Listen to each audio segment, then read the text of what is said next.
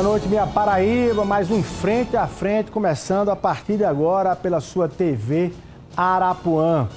Os cristãos católicos do mundo inteiro terminaram este domingo celebrando a ressurreição de Jesus e acordaram nesta segunda lamentando a morte do Papa Francisco. Duas passagens que parecem distintas, mas que aos olhos da fé, na verdade, trilham o mesmo caminho, pelo qual uma vida inteira dedicada a Deus não tem fim. O pontificado do Papa Francisco foi marcado por transformações, gestos de humildade e posicionamentos que mexeram com as estruturas da Igreja Católica. Vamos conversar no programa de hoje sobre esse legado e, principalmente, tentar descobrir quais os caminhos a Igreja Católica irá tomar a partir de agora.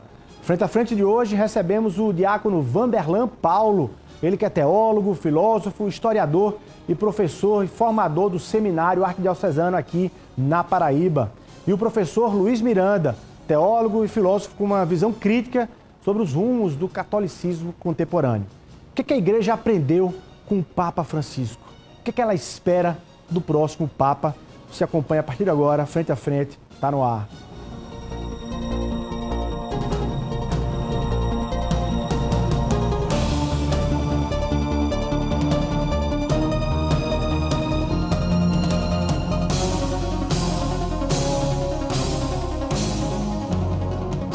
Boa noite, minha Paraíba. Obrigado pela audiência de sempre. Você que sempre acompanha aqui toda semana, o Frente a Frente, pela sua TV Arapuã. Deixa eu cumprimentar meus convidados dessa noite. Diácono Vanderlan, muito obrigado pela sua presença aqui nessa noite. Boa noite. Boa noite, eu que agradeço pelo convite. Espero contribuir com a reflexão acerca desse momento. Professor Luiz Miranda, muito boa noite. Seja muito bem-vindo aqui ao Frente a Frente. Muito obrigado também pela sua presença. Boa noite, é um prazer estar com todos aqui nesta noite para refletirmos um pouco, dialogarmos e agradecermos essa grande vida, esse grande testemunho que foi o Papa Francisco. Vários temas para a gente poder refletir, né, sobre, inclusive, o futuro da igreja, como eu mencionei, mas eu queria, antes da gente debater qualquer tema, entender e ouvir de vocês assim, a relação que vocês tinham com o Papa Francisco do ponto de vista da mensagem que ele particularmente acha que, em linhas gerais, ele deixou e deixa para o mundo e para a igreja. Acredito que a nossa vinculação se dá exatamente pelo grande testemunho e exemplo que é a figura de Francisco. Em primeiro lugar, pelo próprio nome que ele evoca. Francisco de Roma toma como inspiração para o seu pontificado a figura do Santo de Assis. Depois, uma outra importante informação é que Francisco, embora não tendo participado como bispo do Concílio Vaticano II, é herdeiro dessa tradição e, de fato, implementa e coloca na ordem do dia questões que eram postuladas pelo próprio Concílio Vaticano II. Terceiro, pelo diálogo que ele estabelece com o homem contemporâneo, tão caro a esse mesmo concílio e à Igreja da América Latina. Nós temos ele levando essa palavra de esperança, comunicando este dom para o homem de hoje. Acredito que esta vinculação se dá exatamente pela admiração, por ver Francisco como uma inspiração, como pastor. Já desde o início do seu pontificado ele dizia da necessidade de termos pastores como um cheiro de ovelhas, próximos do povo, e pensar numa igreja em saída era algo prioritário no pontificado de Francisco. Isso nos aproxima bastante. Diácono, você já esteve com ele em algum momento? Você teve algum... Não tive essa felicidade, né? Sempre teve o contato a partir das leituras dos textos, dos seus pronunciamentos, acompanhava o site do Vatican News, todas as informações, contudo não tive a oportunidade de me encontrar com ele. Professor Luiz. Bom, eu naturalmente que compartilho destas percepções do diácono Vanderlan e gostaria de trazer outras também para a gente. Eu tive a felicidade de estar em Roma no dia da eleição do Papa Francisco e desde a primeira hora, na época eu alimentava um blog, eu escrevi uma carta aberta nessa noite ao Papa Francisco, olhando para aquilo que era a esperança, uma nova esperança, não só para a Igreja, mas também para a humanidade. E essa esperança se reflete muito nos gestos indicativos já do rumo que o pontificado iria tomar. Vemos um Papa menos blindado, carregando menos sinais de uma história passada e trazendo, até nos símbolos com que se apresentava, uma lufada de ar fresco, um novo oxigênio, para nos apresentar uma igreja cada vez mais próxima do Evangelho e cada vez mais perto do seguimento de Jesus. Não que a Igreja não tenha feito isso ao longo da história, mas a gente sabe que o tempo carrega consigo também alguma maquiagem, alguma poeira, alguma cinza que se vai acumulando, e Francisco representa isso, um novo vigor para a Igreja e para uma Igreja que vinha numa sucessão de problemáticas. Basta lembrarmos os grandes desafios que João Paulo II enfrentou no contexto da evangelização, num mundo em mudança, pós-Guerra Fria. Basta vermos também como Bento XVI, na sequência, enfrenta todo um conjunto de problemas, concretamente os problemas ligados à pedofilia. E Francisco chega de forma inesperada. Eu estava na praça quando falaram de Jorge Mário Bergoglio, ninguém sabia quem era, e eu conhecia um pouco da vida dele, disse para os meus amigos que estavam ali, é argentino. E comemoramos logo pelo nome. Foi uma surpresa para todos essa escolha do nome Francisco. Isso, né? No dia 13 de março de 2013. No dia 13 de março de 2013. Depois de um dia chuvoso em Roma, assim que foi anunciada a fumaça na chaminé de que o Papa estava eleito, a chuva misteriosamente desapareceu, uma noite estrelada, e pudemos ver um Papa que chega, que se apresenta com o nome de Francisco, que é já um projeto evangelizador, e que começa por fazer aquilo que qualquer pessoa, qualquer cristão faz em qualquer lugar do mundo, saudar as pessoas com boa noite. Todo mundo esperava até algum discurso, eventualmente mais elaborado, quem sabe até em latim, e o Papa chega de forma inesperada e despretensiosa, dirigindo um boa noite e pedindo, antes de dar a bênção, que o povo o abençoasse. Com essa consciência, ele é um batizado que vai viver agora ao estilo de Jesus, com esta missão de guiar a Igreja para que ela siga cada vez mais a Jesus. Já foi uma ruptura tudo. É uma ruptura. A nacionalidade, o nome que ele escolheu e esses primeiros gestos, esses sinais. Por que a Igreja, naquele momento, apontou, é difícil responder isso, apontou para José Mário Bergoglio? Bom, os segredos do conclave não se sabem, mas há sempre uma agenda que se perde, seja com as votações, seja depois com algumas indicações, e o Papa fala também sobre isso na autobiografia que ele escreveu. Aquele foi um momento, digamos assim, em que ele, no período de pré-conclave, todos os cardeais puderam confraternizar um pouco mais, se conhecer, e ele traz um breve discurso muito simples de uma igreja mais leve, de uma igreja cheirando cada vez mais ao Evangelho, e com gestos de maior simplicidade. Isso encantou os que estavam ali, e sabemos hoje, pela história da Igreja, que já na eleição de Bento XVI, o cardeal Jorge Mário Bergoglio tinha sido o segundo mais votado. Claro que ele vai para o conclave na esperança de uma aposentadoria que já estava chegando. Estava numa idade que não esperava nada mais do que senão ser um eleitor de um futuro Papa e viver aqueles dias numa experiência de fé. Acontece que, na experiência da fé, toda a vida dele é transformada, ele acaba sendo eleito e, claro, abraçando esse desafio a partir de uma experiência muito significativa. A gente não pode esquecer a história dele. Ele é filho, neto de imigrantes, ele é alguém que viveu muito de perto uma experiência muito forte de discernimento, uma palavra muito querida à espiritualidade dos jesuítas, à espiritualidade inaciana, e é alguém que vive um contato muito próximo e direto com as pessoas, todos os dias, no ônibus, no metrô, nas favelas.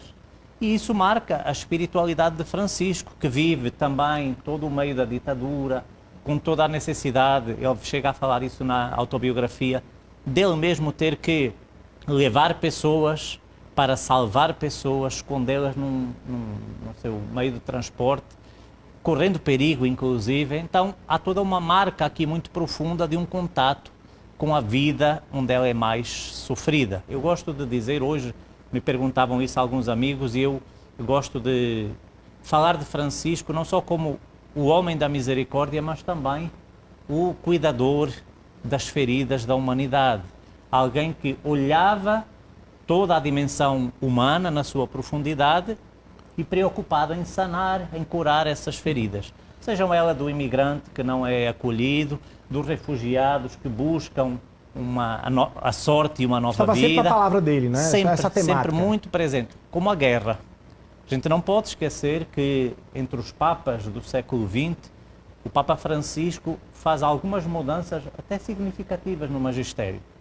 Uma delas, o lugar inadmissível da morte como resposta. Então, dentro de um contexto, por exemplo, de guerras e de tudo mais, o Papa diz, nem aí os inimigos, aqueles que são olhados como inimigos, merecem ser condenados à morte. É uma mudança, inclusive, no catecismo da Igreja Católica. Professor, você é português, não é Sou isso? português, sim. Sua formação de teologia lá em Portugal, na Europa, em Portugal e em Roma, também, nesse sim. sentido. Do ponto de vista do sentimento europeu naquele momento da escolha do argentino Papa Francisco, teve também, isso também mexeu com as estruturas? Já começou? Uma euforia, porque o modo como o Papa se apresentou, e eu estava rodeado de italianos e de outros, de pessoas de outras nacionalidades, foi de fato um entusiasmo. Foi assim, como eu disse há pouco, um novo oxigênio na alma, no coração e na mente, porque é alguém que se apresentou de um jeito absolutamente diferente de todos os outros. É alguém que chega se integrando na nossa família e na grande família que é a Igreja. Então aquele boa noite do Papa Francisco, com aquele sotaque meio argentino, meio italiano, fez com que todas as pessoas que estavam ali, e nos dias seguintes, com todos os meus colegas de estudos também, a gente pudesse viver esse entusiasmo, essa alegria muito serena de que temos um Papa que deseja em cada dia ser semelhante a Jesus. E aí eu pergunto, assim, diácono, sempre que eu sempre alguém ordenado aqui, eu sempre pergunto da vocação dessa escolha, dessa caminhada, sim, quando foi esse momento para querer, enfim, servir como ordem, né, na Igreja Católica. Os papas têm essa inspiração também, dão essa inspiração. Não estou falando especificamente do Papa Francisco, mas essa figura do Sumo Pontífice contribui para esse chamamento, e por isso que a importância dele representar de forma mais plural também a Igreja? Sim. Sem sombra de dúvidas. O Papa Francisco tinha se preocupado bastante com a questão do ministério ordenado na vida da Igreja. Mas ele tinha uma preocupação em estabelecer que o ministério não poderia ser encarado como um cargo ou função de vanglória. Inclusive, ele dizia para o clero, para os bispos de forma especial, que acabassem com a ideologia, com a concepção de que são príncipes. Então, já é outra ruptura. Já é uma ruptura bastante significativa. Depois, com relação aos próprios padres, como colaboradores dos bispos e também os diáconos, ele fala dessa preocupação em lidar com esse ministério desde que ele se aproxime com as pessoas, esteja próximo do mundo dos pobres, dos sofridos, das periferias existenciais que ele tanto ressaltava em seus documentos e discursos. Então, o Papa ele chama a atenção para esses aspectos. E eu diria que tem um outro mérito ainda, pelo menos a nível de provocação no pontificado do Papa Francisco, acerca do papel da mulher na vida eclesial. Porque desde a Evangelii Gaudium, ele coloca que a sociedade conseguiu, com limitações, muitos limites, avançar com relação ao papel da mulher na sociedade. E a Igreja, ela era lenta em termos de avanços nesse sentido. E logo no início do pontificado, ele cria uma comissão para um estudo específico sobre o ministério da diaconisa na vida da Igreja. Então, passaram-se anos acerca desse estudo, foi conclusivo no sentido de que não haveriam ordenações de mulheres, mas vejam que foi no pontificado dele que surgiu a reflexão mais séria e aprofundada acerca disso. O Papa João Paulo II, ele tinha reticências e muitas reservas com relação ao ministério ordenado ministrado a mulheres. E dizia que isso não seria uma resposta pastoral ou disciplinar para a vida da Igreja. Já o Papa Francisco diz, não, nós precisamos avançar, precisamos iniciar um estudo sério acerca das diaconisas, uma vez que elas existiram no passado. Como elas existiram, será que não seria o momento de pensar e de repensar o papel da liderança feminina dentro da comunidade eclesial? Então, essa provocação ele fez desde o início do pontificado. A ala mais conservadora da Igreja que foi barrando essa reforma especificamente. Sim, né? Reforma especificamente. E aí, hoje eu estava vendo ao longo do dia todo, tem outra excepcionalidade, né, na chegada do Papa Francisco, que é a questão de dois papas estarem vivos naquele momento, não é isso? Esse é um aspecto muito interessante. O Papa Bento, que renunciou, e o Papa Francisco. E o Papa Bento me corrija se eu estiver errado, mas com uma caminhada diferenciada, distinta um tanto quanto da do Papa Francisco para essas visões mais progressistas, né, digamos assim. Isso também dificultou um tanto quanto a caminhada do Papa Francisco, ou seja, ele tinha sempre à sombra o Papa Bento, ou o tamanho do Papa Bento ali em vida. Na minha visão, talvez a grande dificuldade não foi, eu acredito nisso, não foi o Papa Bento XVI, mas sim aqueles que ao redor do Papa Bento XVI quiseram plantar uma ruptura, como se não se tratasse mais da mesma Igreja de Jesus e como se um Papa tivesse que estar, digamos assim, contra o outro. Francisco e Bento são muito convergentes em uma realidade muito profunda da espiritualidade cristã, e que ambos afirmam, cada um ao seu jeito e com expressões diferentes, que é a amizade com Jesus. Este processo de cada um, dos que creem em Cristo, se configurarem com Jesus para fazerem como ele fez e ser como ele foi. E isso é muito presente, seja na espiritualidade de Bento, seja na espiritualidade de Francisco, a partir de vivências muito diferentes. Bento XVI, um europeu, um homem da cúria que vai vivendo tudo isso, mas também, antes disso, um grande teólogo, e um teólogo que vai até às fronteiras e que desafia, durante aquele período ali do concílio, algumas realidades mais fechadas na compreensão da Igreja. Ambos se encontram aí, na paixão que eles tinham pelo Concílio Vaticano II e, sobretudo, por aquilo que o Concílio Vaticano II startou em termos de compreensão da humanidade, de compreensão da Igreja e do lugar da Igreja no coração do mundo e no coração da história.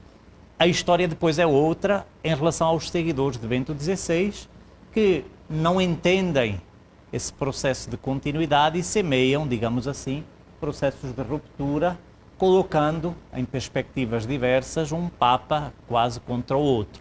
E a partir daí se intensificam essas brigas, vamos dizer assim, de forma... Ataques mesmo. Ataques, de forma mais... O Papa Francisco foi acusado de heresia, inclusive, né? Sim. Mas aí já não são os seguidores de Bento, aí já são as pessoas que dentro da Igreja têm medo da ação de Deus e do Espírito Santo de Deus. E quando chega o medo, naturalmente já não se trata mais nem de resistir, trata-se inclusive de atacar. E eu acredito que é isso. O que Francisco suscitou no modo de ser, em primeiro lugar, o modo como ele vivia, é inspirador para os bispos da Igreja. Ele teve várias expressões muito interessantes e uma delas... Ele era crítico dos bispos, que ele dizia eram bispos de aeroporto.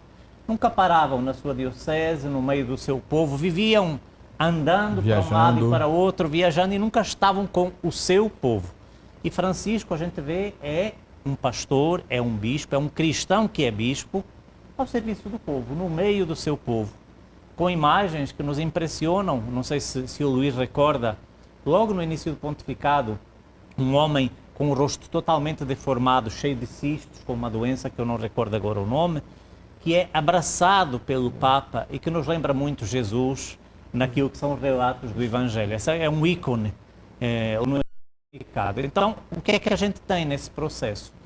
Aqueles que tinham medo de que o Espírito Santo de Deus agisse na Igreja foram se fechando, e tinham como única resposta aos desafios do Espírito e a um testemunho coerente do Papa Francisco o medo, que se transforma nesse fechamento e numa resistência que vira depois uma agressividade ao ponto de chamarem o Papa de herege, de dizerem que ele estava desvirtuando a Igreja, que ele não era um Papa eleito legitimamente, e depois... até com um viés sociopolítico de chamarem o Papa de comunista. E que piorou, a gente vai chegar aí, porque piorou, porque desejaram até morte. Sim. Eu já vi alguns cristãos desejando a morte do Papa, que eu acho que é mais sério.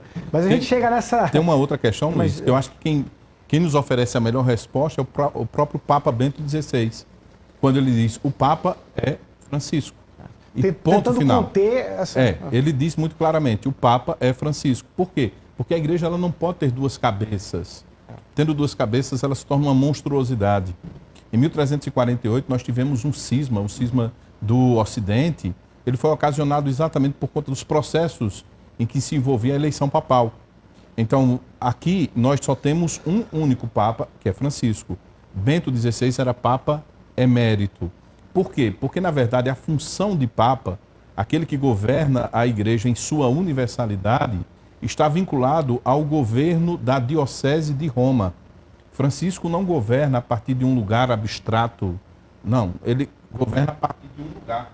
Tanto que, se recordarmos, a primeira saudação que ele faz no início do seu pontificado é a sua igreja particular, é a sua esposa, a igreja de Roma. Então, o Papa, antes de tudo, é bispo da igreja de Roma. E assim como os bispos de outras dioceses se aposentam e se tornam eméritos, também o bispo de Roma. Inclusive, Vanderlan, era necessário, diz o Papa logo na primeira saudação, era necessário elegerem um bispo para Roma. Sim. E foram buscá-lo lá no fim do mundo, né? No fim do mundo. É muito curiosa essa expressão, porque ele não diz, era necessário eleger o Papa. Isso. O Papa é Papa porque é eleito em primeiro lugar como bispo de Roma, né? E Francisco traz essa visão, que é uma visão, vamos dizer assim, que foge até de uma perspectiva mais medieval para uma perspectiva muito mais centrada na compreensão de igreja do Concílio Vaticano II. Sim, sim. Porque é o bispo de Roma que presida a comunhão da Igreja Universal e porque é bispo de Roma ele é o Papa, né? Então... É exatamente isso que acontece. Então, é eleito naquela ocasião para chefe da Igreja Universal, para governar toda a igreja, mas a partir de um lugar muito concreto que é aquela diocese. E ele vai se encontrar na mesma semana com o clero da Diocese de Roma, celebra com o clero da Diocese de Roma, porque é a esposa, vamos dizer assim, por excelência, daquele que exerce a função de Pedro. Então isso está muito presente no início do seu pontificado e é uma expressão cara ao próprio Papa Francisco. É reportar-se, comunicar às outras pessoas dizendo: quem vos fala é o bispo de Roma. Então a importância da igreja particular que está sendo levada também para o pontificado de Francisco. O debate sobre a infalibilidade do Papa, vocês acham que é imexível, para usar esse neologismo assim, do Papa ser uma figura infalível mesmo? O dogma da infalibilidade papal, ele foi sendo tratado desde a época do Concílio de Trento. É uma discussão do período medieval, e aí no século XVI ela é colocada para ser pautada durante todo o Concílio de Trento e não é aprovada. Nós vamos ter a aprovação somente no clima do Concílio Vaticano I, que é no século XIX, durante o pontificado do Papa Pio IX. E há distorções com relação à interpretação desse dogma. Vamos entender. Está em vigor. Está em vigor porque, na verdade, o que afirma o dogma da infalibilidade papal? Que o Papa, assim como toda a Igreja, não erra quando fala ex cátedra acerca da moral e da disciplina. Então, E da fé. Então, ele está falando de dogma, ele está falando de teologia, ele não vai errar, porque ele fala em nome da igreja. Não é todas as vezes que o Papa fala ex cátedra. Da época em que foi proclamado o dogma da infalibilidade papal para hoje, para 2025, sim, o Papa só falou ex cátedra por ocasião da proclamação do dogma da Assunção de Maria. Somente.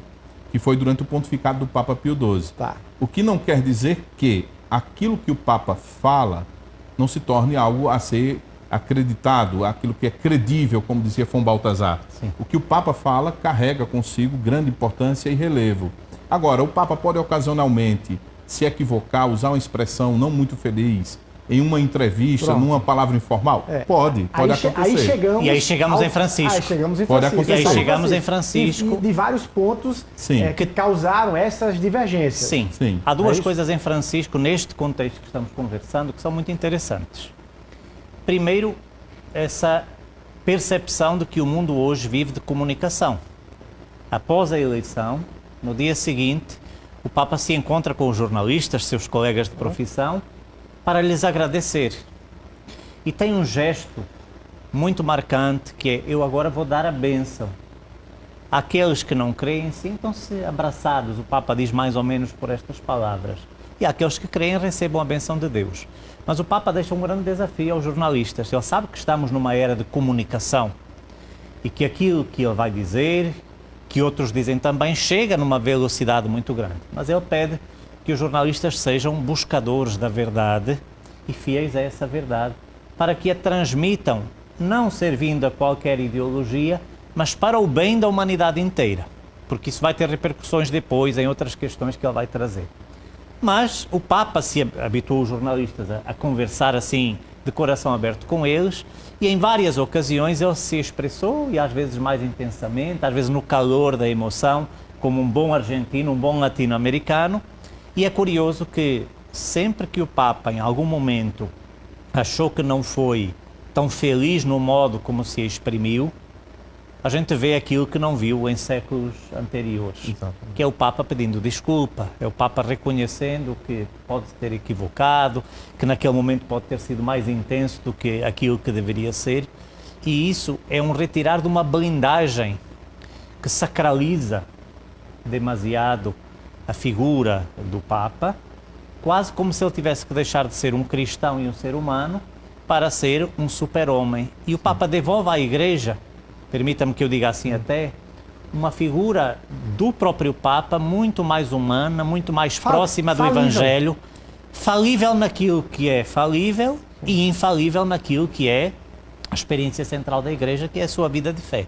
Então, quando se diz, a partir do dogma, né, que o Papa não erra, não é que tudo que o Papa vai dizer agora a gente tem que gravar, tatuar, para não esquecer. Há um magistério chamado de ordinário, quer dizer, comum, do dia a dia, em que o Papa, nas suas homilias, nos seus documentos, nas encíclicas, cartas, isso é magistério, é ensino. E é ensino da experiência de fé, é ensino a partir daquilo que é o fazer da Igreja, que a gente chama de tradição da Igreja ao longo dos séculos, e também daquilo que é o posicionamento da Igreja em relação a novidades. Se olharmos para a história da Igreja, aquilo que hoje se chama, e que dá urticária a alguns inclusive, de doutrina social da Igreja, começa de forma sistematizada, porque ela vem desde o início da Igreja, mas de forma sistematizada com o Papa Leão XIII, que tem por diante um grande desafio. A Revolução Industrial provocou o quê? Ou começou a provocar desigualdades, exploração, ataque à dignidade humana. E a Igreja vai sistematizar ao longo deste período, até os dias de hoje inclusive, um pensamento social, económico, político, não partidário, da sua visão de mundo. Ô, Luiz, Que está centrada onde? eu Na acho visão que do Evangelho, né? eu acho que ainda entra um outro aspecto, porque se fizermos um balanço comparando Francisco com papas anteriores e, obviamente, não tratando acerca de uma escala de valores morais, nós temos Francisco se destacando em sua aproximação com um outro papa da década de 60, que foi o Papa João XXIII. O papa que precedeu o Papa João XXIII foi o Papa Pio XII. E o Papa Pio XII teve um pontificado longo, largo, com muitos problemas a serem combatidos e enfrentados. É o Papa, por exemplo, da época da ascensão do nazifascismo, da época do Holocausto, da Segunda Guerra Mundial. E o Papa Pio XII, ele dizia que não falava de improviso. Esta era uma característica do pontificado do Papa Pio XII. Ele deixava pessoas esperando horas enquanto seu discurso não estivesse pronto. Mas não porque era uma vaidade dele, não, mas é porque ele acreditava que o seu interlocutor merecia o melhor. E ele não sabia falar de improviso. Ele não improvisava de modo nenhum. Era um zelo, na verdade, Era um zelo. a importância da mensagem que ele, como Papa, Exato. poderia passar. Um homem de ampla cultura, que conhecia bastante teologia, mas que dizia, eu preciso da vida da igreja, da teologia, para aquele que é meu interlocutor. Chega o início do pontificado do Papa João XXIII, ele inicia com palavras semelhantes às de Francisco, ou Francisco com palavras semelhantes às de João XXIII, dizendo, quem vos fala nesta noite é o Papa João XXIII. Peço que deem um beijo em quem ficou em casa. Vocês imaginem, na década de 60, um Papa dizendo, beijem a pessoa que está em casa e diga que foi o Papa que mandou este beijo. Na abertura do Concílio Na Vaticano abertura II. do concílio também ele faz. Então, esta é uma preocupação da proximidade da igreja com as pessoas. E Francisco, no início do seu pontificado, também faz algo semelhante. Nós saímos de uma experiência onde o Papa sentia dificuldades em dialogar, em se aproximar, em estar com as pessoas. Isso está presente no pontificado de Pio XII. E há momentos em que Pio XII até tenta se estabelecer na Diocese de Roma, na Itália, em meio a bombardeios até. E Francisco acolhe isto, porque acredito que há uma mudança paradigmática do modo de fazer teologia em Francisco. Porque para Francisco, a verdade, entrou aqui no tema do jornalismo com relação à verdade, a verdade é um encontro. Isso está muito presente durante todo o pontificado de Francisco. A verdade é um encontro. Então, ela é necessária na nossa relação interpessoal.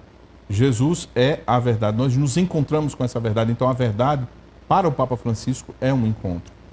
É um encontro e não uma posse. E não uma posse, certo. não uma posse. Agora vamos lá. Com essa postura do Papa Francisco de acolhimento, de abertura, de proximidade, ele acaba tocando em várias realidades, diferentes inclusive no mundo todo, e gerando divergências e reflexos negativos, inclusive de posições negativas em relação a ele. A gente pode pegar vários casos, né? Vários casos, desde da relação homoafetiva, desde a relação de casais de segunda união na comunhão, até questões da própria política. O Papa, por exemplo, era chamado muito claramente de comunista, como o professor registrou aqui, nesse sentido. O que vocês dizem? Quando vocês ouviam isso? São várias questões aí, Luiz. Por exemplo, Francisco não foi o primeiro Papa a ser chamado de comunista. Aqui na época da ditadura militar no Brasil, por exemplo, o general Muricy, que era daqui, dizia que era mais católico do que o Papa. E na época... João Paulo. Era Paulo VI. Papa Paulo VI era visto por muitos como Papa comunista. Então, Francisco não foi o primeiro, e acredito que não será o último, a ser chamado de Papa comunista. E respondeu até com muito humor, né? Com muito humor. Em relação a tudo isso. Porque há uma distorção com relação à interpretação que se faz acerca da doutrina social da Igreja. A doutrina social da Igreja, ela faz parte do magistério. Ela é teologia. No entanto, há quem advogue a ideia, a concepção de que ela não é necessária. Durante o pontificado de Francisco, nós temos a doutrina social da Igreja ganhando muita evidência. Não porque os anteriores não falaram. Nós temos, como bem falou Luiz Miranda, Leão XIII com a Rerum Novarum, depois Pio XI, Pio XII, João só para ficar claro XXIII. para quem está nos acompanhando, a doutrina social da Igreja se fala sobre justiça social. Justiça sobre social. Não é um programa partidário da Igreja. Chama-se doutrina porque é o ensinamento. O papel da Igreja para a sociedade. E é bom deixar isso claro. O que o Evangelho me impele, me leva a fazer em nome da fé. É isso que a doutrina social da Igreja vai ensinar. Então nós temos vários temas que você postula que estão relacionados à doutrina social da Igreja. Nós poderíamos, por exemplo, ver de imediato a preocupação dele com a questão dos migrantes. Sim. É o primeiro gesto concreto como pastor de Francisco no seu pontificado, é visitar aqueles que eram migrantes em Lampedusa. Então é a primeira iniciativa diante da migração, a Igreja próxima das pessoas. Isso não é novo em Francisco. O livro de cabeceira de Francisco era uma biografia sobre o Papa Paulo VI. Então essa preocupação dos migrantes estava em Paulo VI. Onde é que ela aparece? Aparece em Francisco. Essa preocupação com as famílias estava presente em Paulo VI, ecoou no pontificado de Francisco. Essa preocupação com a justiça social, Paulo VI, está também no pontificado do Papa Francisco. Então, nós temos alguém que é herdeiro dessas intuições conciliares, tanto de João XXIII quanto de Paulo VI, e carrega consigo ao longo do seu pontificado inteiro. Ô Vanderlan, deixa eu trazer um ponto aqui que talvez seja nesta linha. Primeiro é bom a gente entender, quando se ouve essa expressão que causa urticária, doutrina social da Igreja, ela é doutrina porque ela é ensinamento, né? Sim. Então ela está conectada, para usarmos uma linguagem mais simples, com aquilo que é a experiência de fé, aquilo que eu vivo me faz atuar, viver, me posicionar desta forma. É social porque tem a ver com a nossa vida cotidiana e é um pensamento sistematizado da Igreja sobre essas temáticas, a família, o trabalho, a paz mundial, a economia, enfim. Ecologia. Isso. E aí o Papa Francisco traz, no seu modo de dizer, um grande guarda-chuva, em que todas estas temáticas e muitas outras que a gente não está explorando aqui, ele chama elas de globalização da indiferença. E o que é que o Papa quer dizer com isso? Ele diz isso em vários documentos e se repete nisso. Ele diz assim, nós temos uma economia que mata, porque a gente se preocupa com as setinhas lá da Bolsa de Valores se sobem ou descem abruptamente, mas a gente não se preocupa com as pessoas que dormem na rua, que não têm o que comer, com os migrantes que têm que fugir e se tornar refugiados. Não nos preocupamos se nesta noite estamos no conforto da nossa casa e outros estão no desconforto da rua. E ele diz, diante disto, temos um remédio. Nós precisamos globalizar, ou criar, como ele chama, uma revolução da ternura. Aliás, é dessa forma que o Papa termina a sua biografia falando da ternura E da ternura como? De se colocar com a sua própria vulnerabilidade diante daquilo que é a fragilidade humana. E aí entram todas essas temáticas. As mais de maior ruptura ou estas outras até mais cotidianas, em que o Papa diz, não é possível nós que somos cristãos batizados sermos espectadores de uma realidade como se ela não tocasse a gente, como se ela não mordesse na gente. E aí o Papa vai dizer... Inclusive dentro do clero. Para todo mundo, a começar por ele. O Papa é tão, eu diria assim, tão radical nisso, que antes de dizer, ele faz. E aí ele traz essa visão, e é por isso que talvez Francisco, por isso não, é isso que faz Francisco ser tão interpelador e tão atrativo para as pessoas. Porque ele fala uma linguagem que todos entendemos, em primeiro lugar a dos gestos concretos, depois a dos sinais, quando ele diz, a igreja não é uma alfândega, uma mãe solteira, divorciada, recasada, o que for, ela é mãe, antes de tudo, não precisa de outros adjetivos ou substantivos, e a realidade, diz o Papa, é uma realidade ferida, precisa ser acolhida antes de ser julgada. E ai, quem somos nós para julgar? Essa é uma expressão que ele repete. E isso é visível em um gesto que é icônico deste pontificado e que eu gostaria de me referir a ele. Vanderlan vai se lembrar dessa noite maravilhosa e Luís também. Todos recordamos quando chegou a pandemia, nos trancámos todos, fechados, com medo, quase como a primeira comunidade cristã antes da ressurreição de Jesus. E o Papa, provocatoriamente, mostra ali aquilo que a Igreja é e o que ela tem para oferecer ao mundo.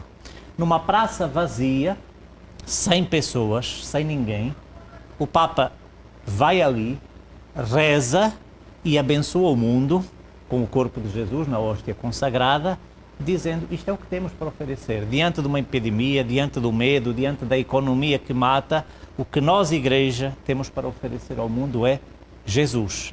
E é isso que torna Francisco encantador e atrativo. Por quê? Porque na sua radicalidade de vida, ou se quisermos dito até de uma outra forma, na inteireza do seu seguimento de Jesus, Francisco vem e nos recorda a todos, aos que creem e aos que não creem, que Jesus é aquele que nos faz viver na esperança, viver com esperança e ser esperança para todas estas tribulações da vida, né? Agora, professor Diácono, uma coisa é a incompreensão da mensagem do Papa Francisco ao longo de toda a sua jornada. A outra são as ideologias políticas extremistas, inclusive, que, independentemente de compreender a mensagem, na verdade não querem compreender, então tem uma visão muito forte. E acabam gerando, frustrando expectativas em relação ao Papa em função dessa postura dele.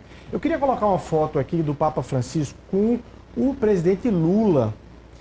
Aliás, ele recebeu, acho que ele esteve com o presidente Lula ainda antes do presidente Lula vencer as eleições de 2022, acho que em 2020, ainda como ex-presidente da República e também agora como presidente.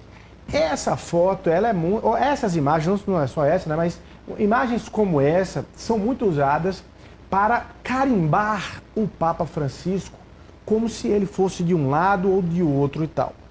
Como é que vocês veem isso? Aliás, quem está ouvindo aqui, deixa eu dizer isso aqui olhando para a câmera aqui.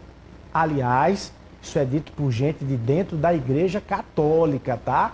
Que está ali nos banquinhos da Igreja.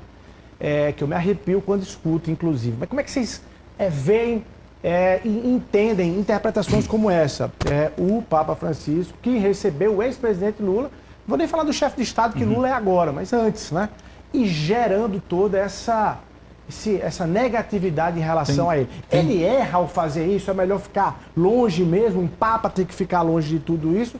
Ou, na verdade, a intolerância das pessoas é que não compreendem que ele precisa transitar no mundo inteiro? Tem questões aqui que são importantes. Acompanhando o raciocínio de Miranda no momento anterior e seu questionamento agora. Francisco propõe um novo lugar para a Igreja. Francisco faz isso no seu pontificado.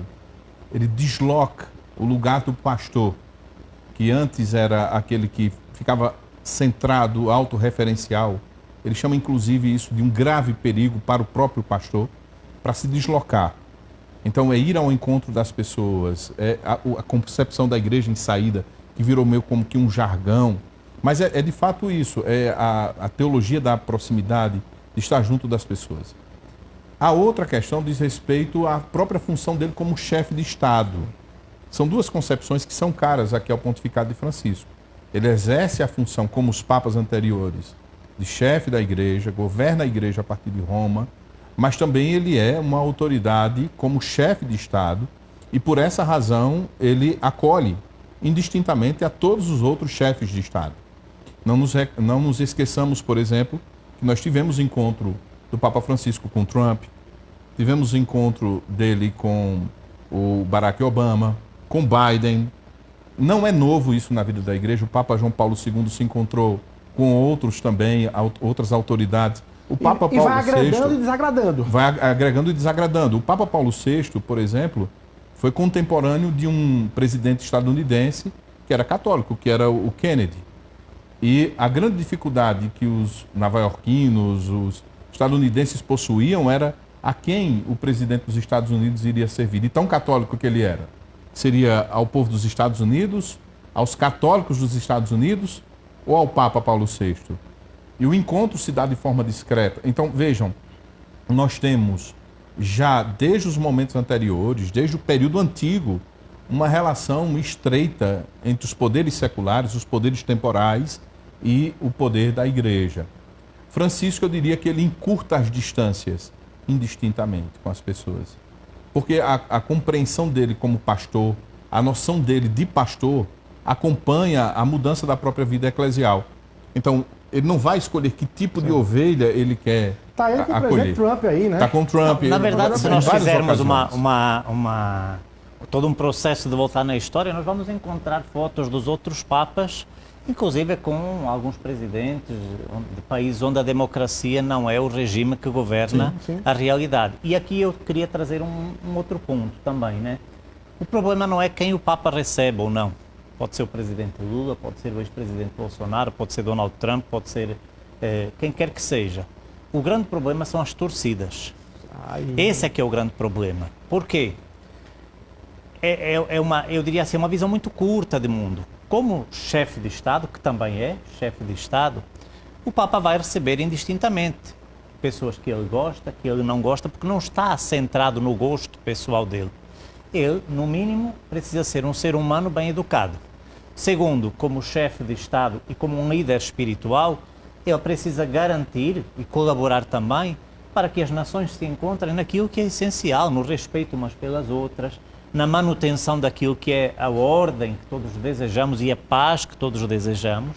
Então, o Papa vai receber indistintamente quem quer que seja. O problema são as torcidas e a máquina que está associada a essas torcidas para espalhar uma cultura de ódio, né? Ainda tem uma outra questão que eu diria que é um dos grandes trunfos do pontificado de Francisco. Ele não prega a demonização da política. Porque é muito cômodo demonizar a política, apontar o fracasso da política, as contradições do universo da política. Não, ele diz o contrário.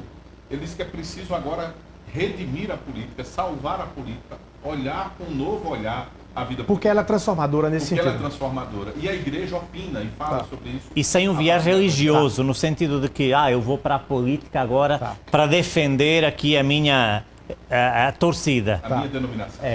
Olha, tem vários outros temas para a gente debater Vamos aqui, mas eu preciso ir para um intervalo comercial e no próximo bloco vocês vão dizer aqui quem é a aposta de vocês para essa sucessão aí do Papa Francisco. É rapidinho, 1 minutinho só e a gente volta aqui no Frente a Frente de hoje.